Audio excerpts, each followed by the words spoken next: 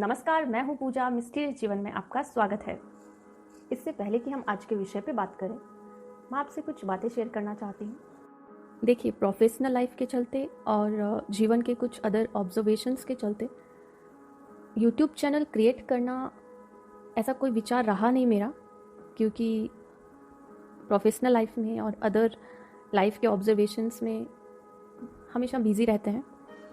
But all credit goes to corona virus, because जब lockdown period हुआ and lockdown time period में when आपकी other सारी activities and आपके सारे प्रोजेक्ट्स एंड आपकी प्रोफेशनल लाइफ काफ़ी हद तक आपको फ्री टाइम दे देती है। And then just one day I thought कि to utilize this time period, to utilize this lockdown period, why not to use this online platform in a good and positive way. So the thought was really positive कि हाँ, YouTube channel आप create करके positivity आप spread कर सकते हैं and आप एक पॉजिटिव मूव ले सकते हैं। सो इससे पहले कि आप कुछ डिसाइड करो, सबसे पहले डिसाइड करना होता है कि okay fine enough, there are millions of channels on YouTube and millions, billions, trillions of stuff is there.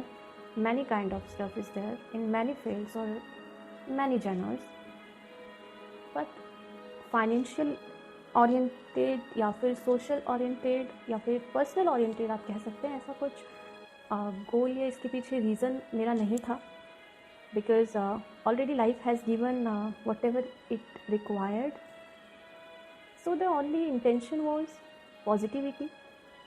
Other things, maybe other positive or negative aspects, maybe financial or social or personal or any other aspects जो कि YouTube platform से related होते हैं, they were always secondary और उन पे मेरा कभी कोई थॉट रहा नहीं है, क्योंकि वो मेरे लिए इम्पॉर्टेंट उतने नहीं हैं या इम्पोर्टेंस नहीं रखते हैं उतने। My always priority to start a YouTube channel have been always positivity and only positivity.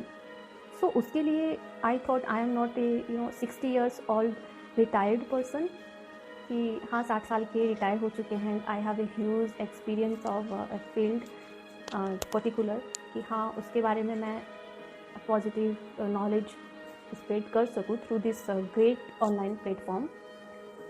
तो but I have been very, you can say, lucky or fortunate or loved by nature or maybe loved by universe or maybe loved by every particle within me or around me. तो इसके कई नाम हो सकते हैं। आप बोल सकते हैं कि इतनी यंग एज में जो 60 साल के बाद रिटायर होने के बाद एक पर्सन को अनुभव मिलते हैं किसी फील्ड के, वो भी सिर्फ एक फील्ड के, मुझे इस एज में लाइफ में वो अपॉर्चुनिटीज़ दी और साथ में वो समझ दी या माइंड को मैनी डायमेंशंस में अप्लाई करने की एबिलिटी दी कि in such a young age मुझे not only one field but various fields like academics और स्पिरिचुअलिटी और may be career in many field as a engineer, as a artist और may be as a corporate employ और a government employ और as social observer और as talk observer. There are many fields to talk about. तो ठीक है, 60 साल का वो एक पर्टिकुलर फील्ड का एक्सपीरियंस ना होते हुए मुझे ये फीलिंग आई कि इस एज में जो इंसान 60 साल में एक फील्ड का नॉलेज रखता है, नेचर ने एंड यूनिवर्स ने मुझे इतनी सारी फील्ड्स में एक्सपीरियंस और अनुभव जानने की अपॉर्चुनिटी दी और मेरी बॉडी ने और मेरे आसपास के जितने भी कण हैं और जितने भी ऊर्जाएं हैं, जितनी भी एनर्जीज़ हैं जो काम करती हैं लगातार मुझे काम करवाने के लिए, उन्होंने मेरा इतना अच्छे से साथ दिया कि मैं वो सारे अनुभव बहुत ही अच्छे से अनुभव कर पाई, ऑब्ज़र्व कर पाई और उनके थ्रू मैंने वो काफ़ी अच्छे डेटाज कलेक्ट किए और अपनी मेमोरी को और भी ज़्यादा रिच बनाया।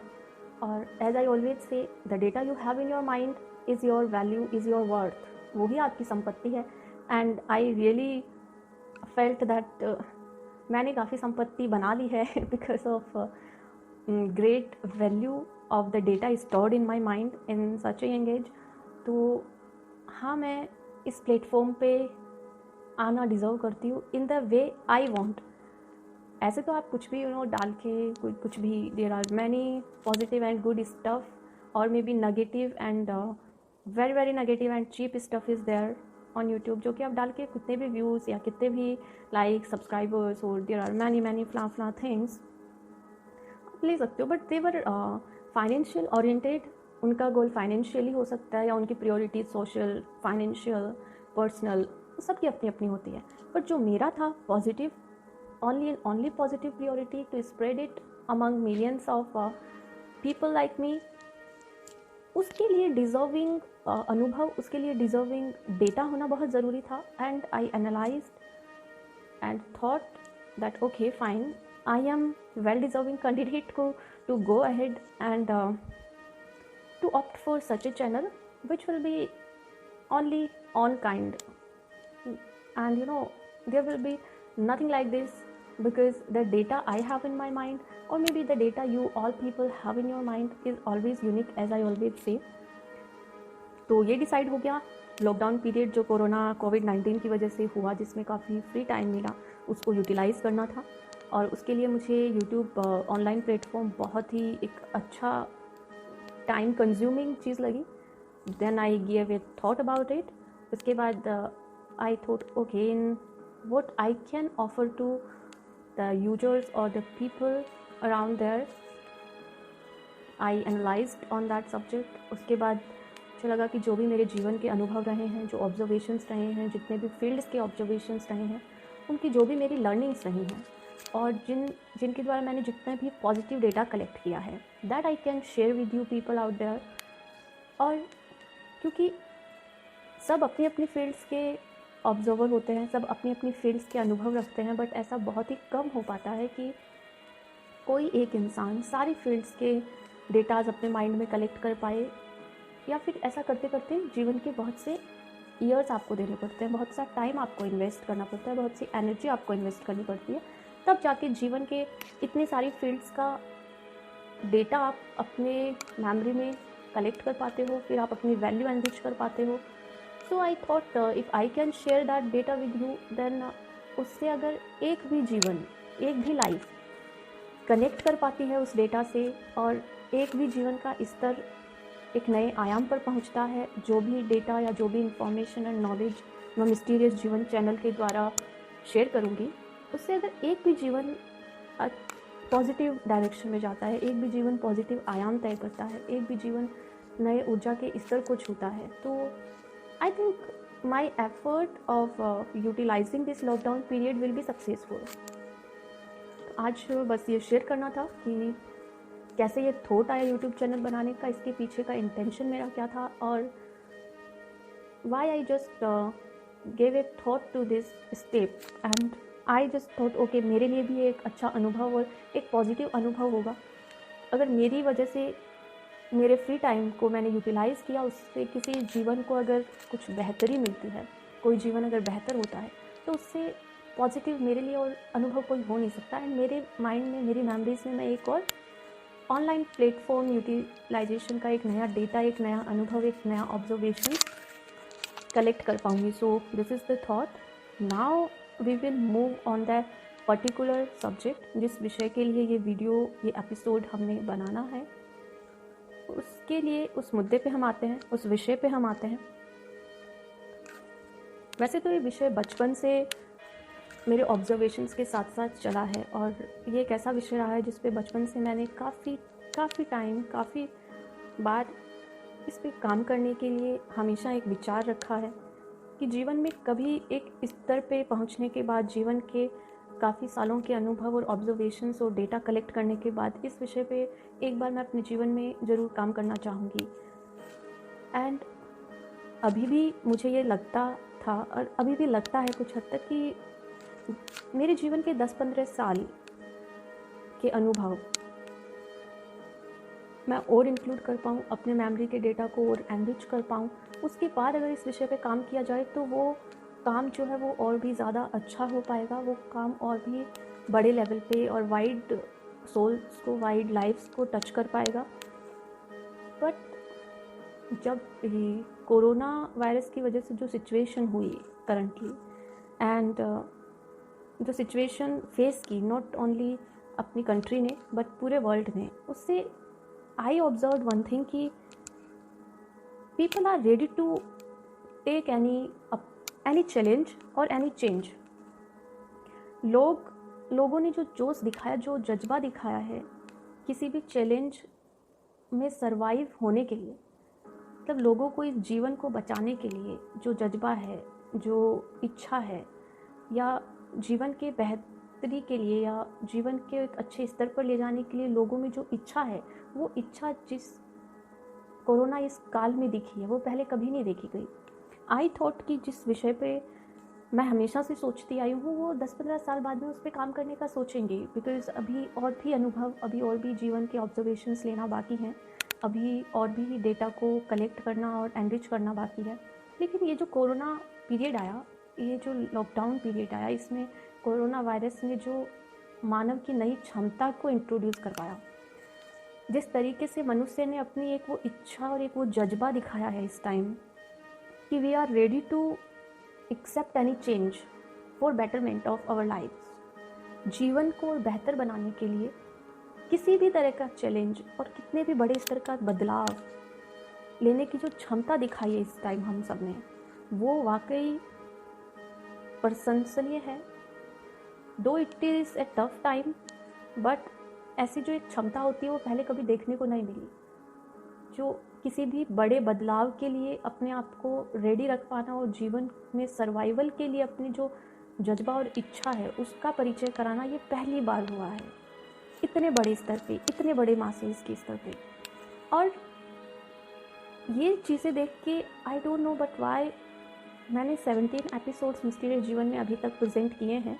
मिस्टीरियस जीवन चैनल के थ्रू 17 एपिसोड मैंने प्रेजेंट किए, but due to such great change I have seen, such great feature of human body I have seen in last few months, 2-3 महीनों में,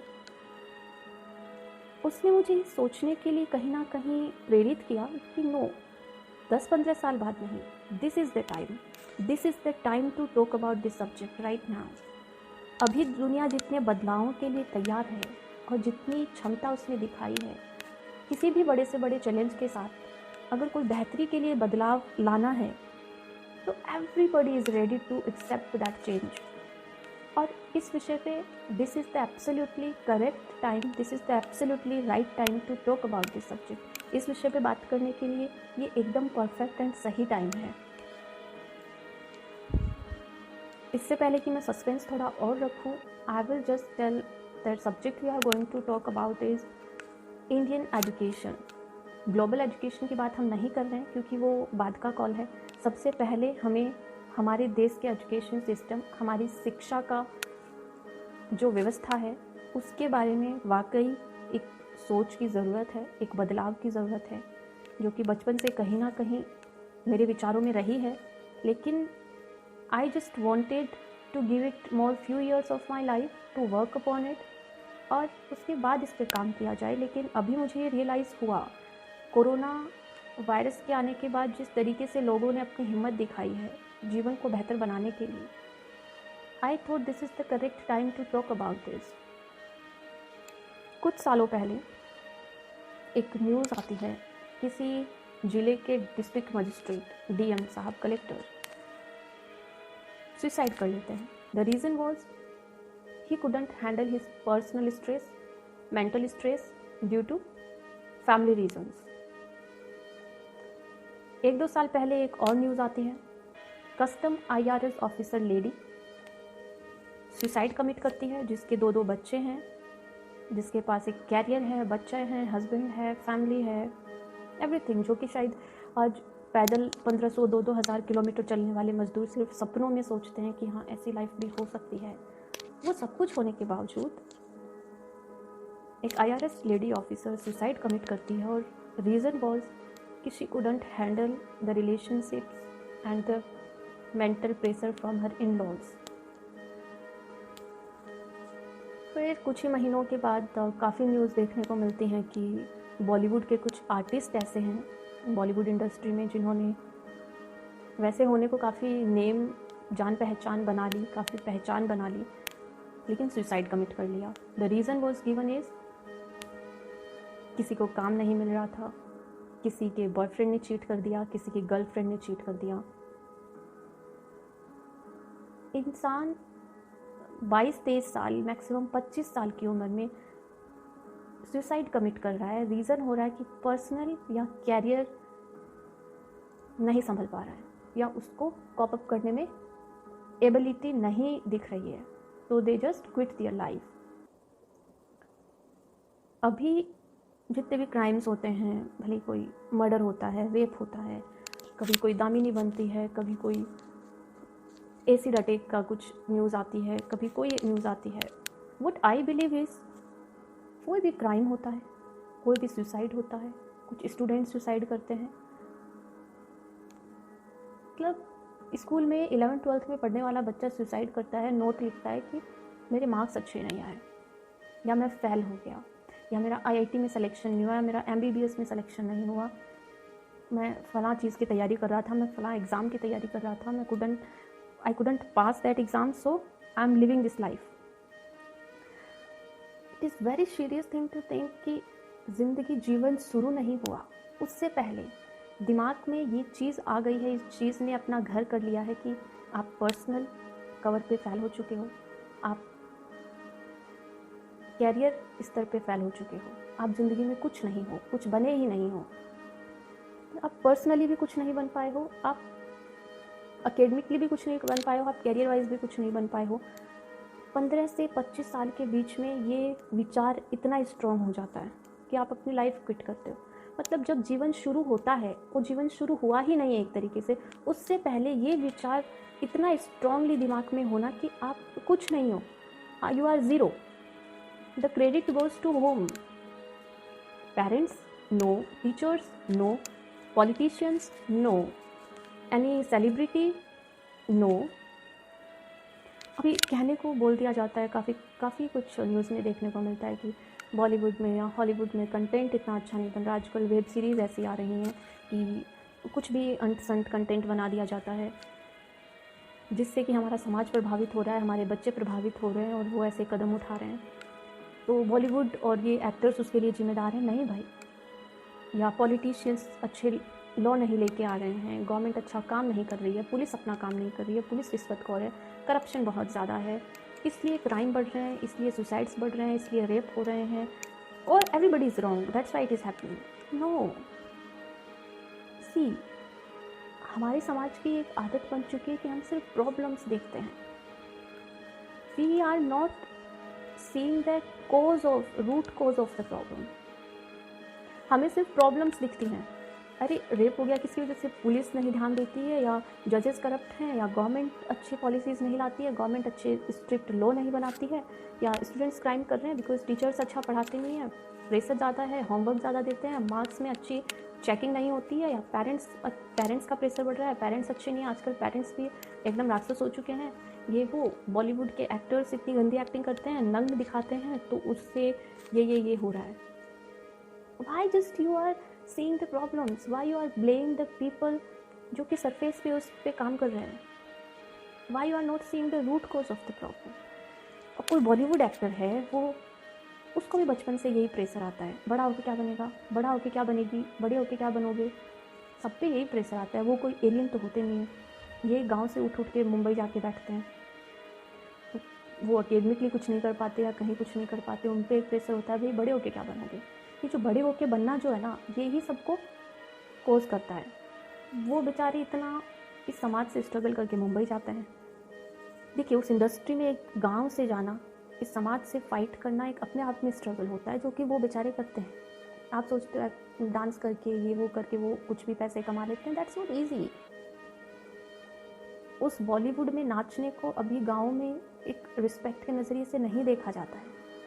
कोई बच्चा गांव से बोलता है मुझे एक्टर, एक्ट्रेस या कुछ डायरेक्टर, प्रोड्यूसर बनना है, उसको किस नज़रिए से देखा जाता है, we know very well, and it's not easy.